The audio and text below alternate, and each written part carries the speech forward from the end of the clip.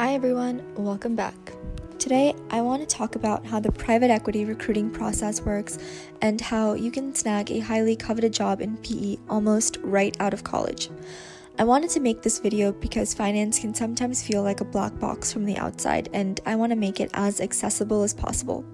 The more information you have, the better you can prepare for the process, and hopefully, the less daunting it'll all seem.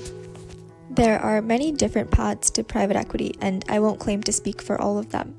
In this video, I'll focus on the most common path to PE at the junior level, which is starting as an analyst in investment banking and then recruiting directly into PE at the associate level. Most people do 2 to 3 years of investment banking before switching over to a PE job, but the recruiting process starts much earlier. Remember that private equity firms are competing to get the best talent, so recruiting starts earlier and earlier each year. I'm talking as early as before you even graduate college. For me, the bulk of it started towards the end of training in August of my first year of IB, and I had a job offer by Halloween. The first step in the process is being contacted by recruiters or headhunters. If your investment banking job is in a bank or a group that normally has a good track record of placements into PE, there isn't anything that you have to do to get contacted by the recruiters. They'll come to you.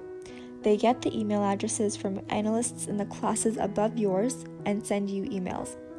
If you are at a smaller shop, you might have to do the reaching out. In that case, I'd recommend asking your friends at other banks or older analysts that have recruited successfully for contact information.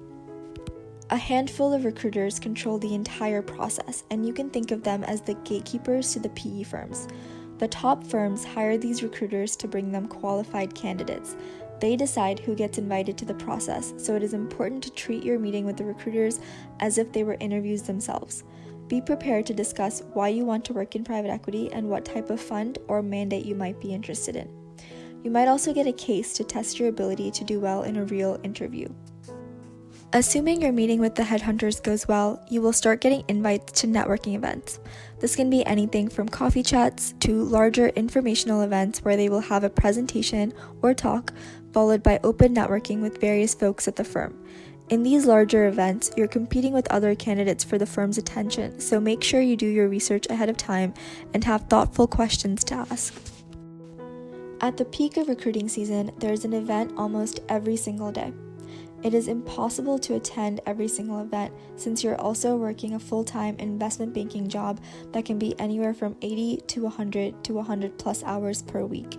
It's okay to miss some events. Just ask the recruiter for a contact and reach out separately if it's a firm you're really interested in. Everything up until now has been very informal, and you will have lots of chances to make a good impression. Sometimes it can feel overwhelming and you usually don't have a sense of timing for next steps, but this is a great chance to get to know what you're interested in and what type of firms you want to work for. This is a good place to pause for a second and explain the difference between on-cycle and off-cycle recruiting. On-cycle recruiting is when a large number of firms interview you at the same time and are trying to fill multiple seats in their associate classes. The interviews for each firm will happen over the course of 1 or 2 days, and all of the interviews will be done in a matter of days. Usually, while the networking events are still going on, one firm will pull the trigger and begin interviewing, which then prompts all of the other firms to also interview, since they're all after the best talent and want to be one of the first ones to go to get that talent. New York is the hub of on-cycle recruiting, which means that firms based outside of New York will fly in interviewers. It can really catch you by surprise how fast it all happens. The interviews themselves can be a frantic time. The firms do their best to keep it as structured as possible, but it can be super inefficient. You could have an interview start at 8 a.m. on Sunday morning and go till midnight that day. You could also be sent home and think the firm has rejected you, only to be asked to come back the next day. If you have 2 interviews scheduled the same day, you might not even get to go to the second one if your first one is going well. No one has the same on-cycle interview experience, and each firm will have a different method of interviewing candidates. In my year, interviews started on Sunday morning and were mostly wrapped up by Thursday. In my experience, only about a third of the people ended up placing during on-cycle recruiting, which brings me to off-cycle. The interview timelines for off-cycle are even longer, and firms can be much more deliberate and thorough in their interview processes. They are normally hiring for only 1 or 2 spots, and since they are not directly competing with other PE firms, they don't cram all the interviews into one day. You could be interviewing for a full month, and the process can sometimes be harder. If the firm isn't based in New York, they will fly you out to them for the final round. As a candidate, you can also be more thoughtful when you recruit off-cycle and only go for the interviews that truly excite you. There are pros and cons to both recruiting cycles, and there is no need to fear if you don't place during on-cycle. There are plenty of chances afterwards too.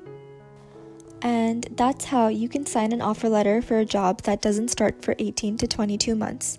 I hope this video was helpful, and if it was, please take a second to like and subscribe. Let me know in the comments if you have any other questions or if your recruiting experience was different from what I described. Thanks for watching, and I'll see you next time.